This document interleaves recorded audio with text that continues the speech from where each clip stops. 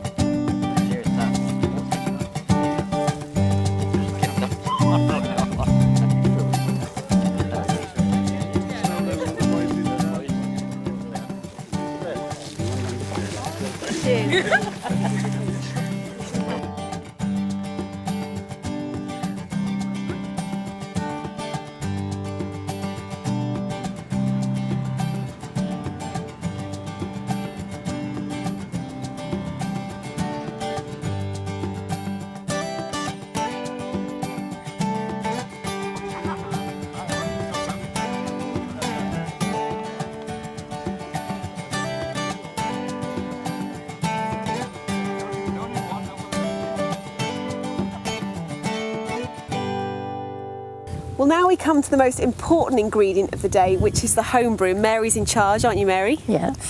Can I try some then? Yeah. Here we go, I'll hold it and you pour. So tell me, do you know how strong this is? Here it comes. No, I don't. No percentage? No, I don't, I'm afraid.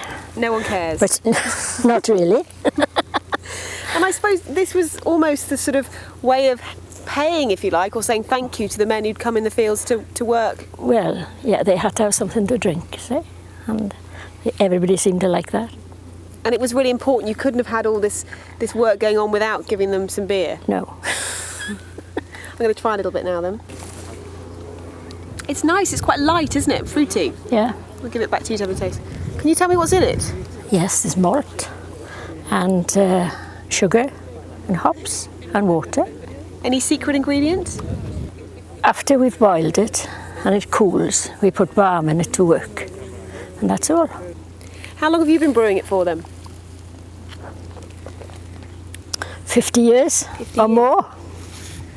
And it seems to have gone down well today. I think so, everybody liked it.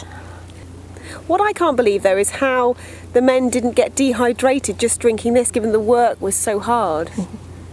Oh, they got a bit merry sometimes, but nothing more than that. I suppose they sweated it out as well. Yeah, they did.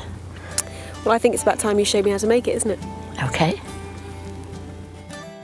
Well, Glyn's come to tell us what would have happened before the binding out. It would have all been by hand using this scythe, Glyn. Yes, basically yes, but before that it would have been cut by sickle, with a sickle, a short handled hook, which was a much more back-breaking job. You had to get a lot closer down to the crop because it was on your handle but so long. And the output per day would have been much less, so then they designed the scythe, which has a much longer thing, makes it a lot easier on the back and a lot more sweep and output on one stroke. And how long would it have taken using a scythe to do a field, say this size? Oh, possibly a gang of 4 or 6 persons would have been 3 days.